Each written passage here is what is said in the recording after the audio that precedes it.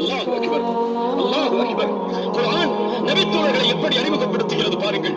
நபியே, அவர்களுடைய நெற்றியை நீங்கள் பார்த்தால், அவருடைய நெற்றியை நீங்கள் பார்த்தால் சுஜூதின் அடையாளங்களை பார்ப்பீர்கள் நபியே. அல்லாஹ் அக்பர்.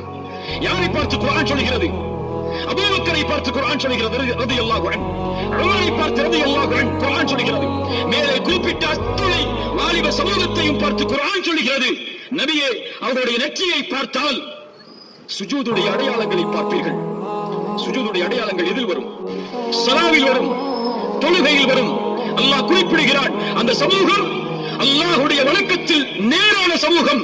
அபூபக்கர் ரலியல்லாஹு அன்ஹு, உமர் ரலியல்லாஹு அன்ஹு, இந்த ஒட்டுமொத்த நபித்தோழர்களையும் இணைத்து பாருங்கள்.